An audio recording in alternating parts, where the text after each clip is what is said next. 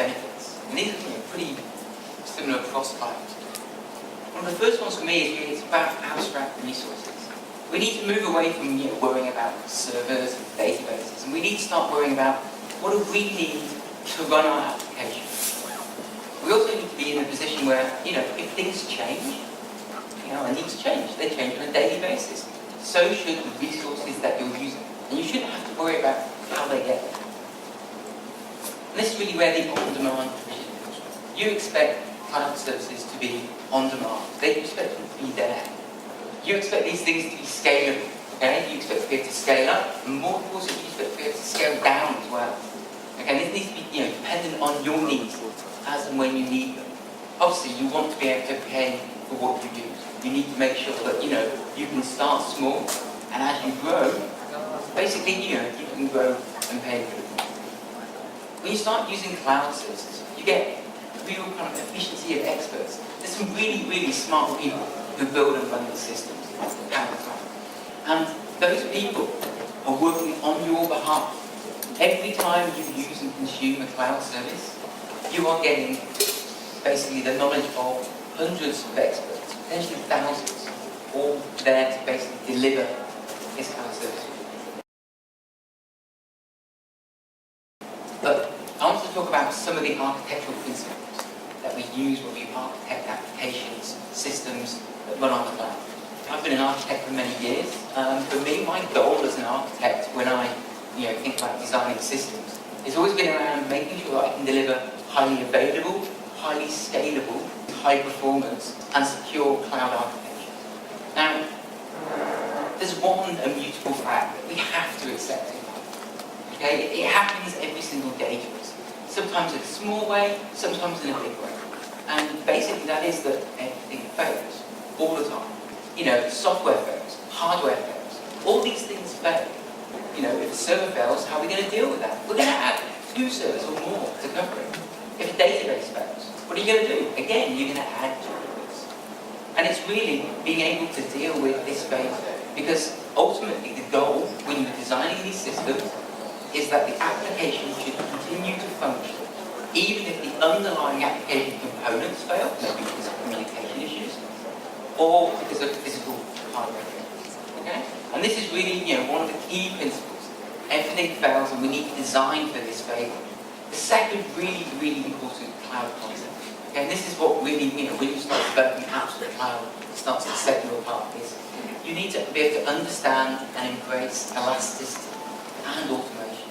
Because one of the key benefits of the cloud is, being able to get resources on demand. For those resources to become available within minutes, and for them to disappear when you don't need them. You want to build a highly dynamic environment. So you need to start thinking about how do I automate the installation and configuration of my environment. What you don't want to do every time you spin up a new instance is have to think about deploying your software there. You need to have this highly automated. For me, one of the most important key principles in building a highly available and scalable systems is this one. Loosely coupled, okay? Because if you tightly couple, you can end up with one single component in your architecture taking out the entire system. There's one thing in the cloud which becomes really apparent really quickly, and that's around cost. Okay? And if you run one server for 4 hours on the cloud, the cost to actually run 4 servers for 1 hour is the same. So why not process in parallel?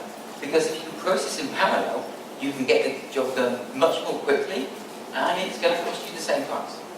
Another one that quite often people miss, or not necessarily miss, but don't need to consider until later in kind of their life cycle, is picking the right type of storage option. For instance, when you're basically talking about logging clicks to your website, a lot of people start off, well, I'll log it in my relational database. I'll log it to MySQL. Okay, that's great.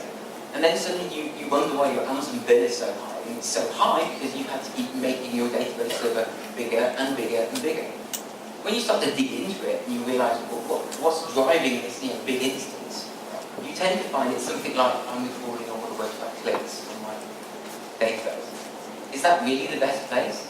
You might want to think about a NoSQL data store, for instance, instead. Something that's much more capable of dealing with the scale, but isn't going to cost you the earth. Something else that I see really often, especially around CMSs, it's where people will actually store content in their database. SharePoint's pretty bad at doing this, as is some of the Drupal distributions. This is really the wrong place to be storing images. Images are meant to be served, okay? They're meant to be basically delivered over HTTP to the web browsers. Don't stick them in the database. Put them in an object store, okay? If you can deliver them directly from that object store, even better.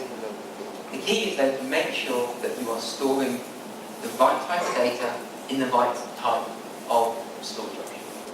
And the final thing for me, and this is really, really important, most of us have been doing this for years anyway, but on the cloud, really start to make use of the tools that are available to you to help secure the environment. Obviously, making sure that you're using encrypted transport between every layer is important. Okay? But also think about enforcing principles of least privilege.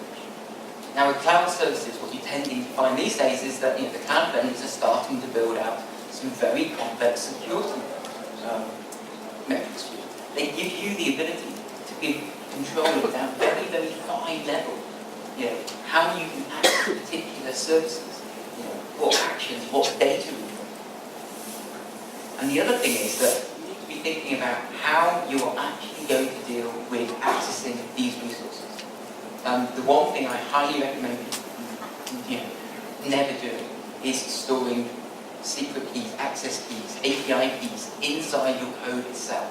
Okay? Try to leverage services that allow you to abstract that, so that basically the keys are retrieved as and when you need them. They're not embedded in your code.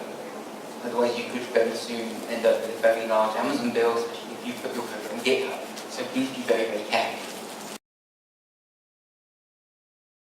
I'm sure most of you know whenever you start a project, you start scratching around, I need to find a development environment for my code. It might just be on your Mac or your PC. It might be on a server somewhere. But realistically, you always start small. And small with AWS can be in terms of a single instance with what we call an elastic IP, a static IP address, and maybe leveraging the Route 53 DNS service to allow you to connect into that IP address with some meaningful name. On top of this, you can deploy your application. It might be a web application, you might have an active as well, you might have a database. You can run all of it on this server. And you can actually pick what size server you want to start. The problem is that as you start developing and as you start rolling out code and maybe more people start to join the project, you start to find that the server's getting a bit constrained. It's starting to feel quite slow, it's getting full. Do you think you need a bit more performance? The first thing we need to think about when we get towards testing is, well, how many environments do you need?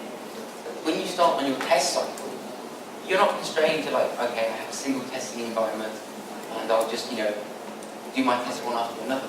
You can actually leverage us to deploy multiple environments simultaneously. That means you can start doing your testing in parallel. It helps accelerate the development cycle. But quite often the question we get is, how do I choose what database technology I should use? Honestly, it is not a binary decision. Okay? And a blended approach, leveraging multiple technologies can really help you in the long run. It can actually really reduce your technical debt as you start to grow and you start to scale. But in all honesty, start with simple, okay? It's going to make sense for most of the time, especially when you start small. Why? Well, it's pretty well established. I think SQL is probably older than most of us in this group. It's been around for a very, very long time. That means there's a lot of codes, there's a lot of communities, there's lots of books. Okay, I'm pretty sure all of us, if we've been at university, would learn some SQL programming, and certainly the concepts. So it's something we're kind of familiar with. Okay. Also, you're not really going to break SQL databases until you get really, really, really good. Okay. You might break parts of it, especially if you're doing logging into a database. But this is really where you need to think about that blended approach. But there's clear patterns to scalability here. We have the same constraints as an EC2 instance, as a virtual server. Eventually, virtual scaling will come to an end. But if your usage is that you're going to generate significant amounts of data, and we're talking 5 terabytes plus a year, okay, or you've got a really, really data-intensive workload, you might need to be thinking about NoSQL. Other reasons? Well, if you've got applications that need really low latencies, okay, or you have basically highly unrelational data, these can be beneficial to run on those different platforms. If you need to have schemaless data constructs, and please note the start at the bottom, this is really neat. This is not, it's just easy to not worry about the schemas of data. Okay? Then again, NoSQL becomes really, really relevant. Also, if you need to ingest large amounts of data in a very short space of time, again, a NoSQL database approach may really help you. So, advice is, design wisely, but look for the key points of scale. Start to understand, where your limits will be. And plan ahead for those as well.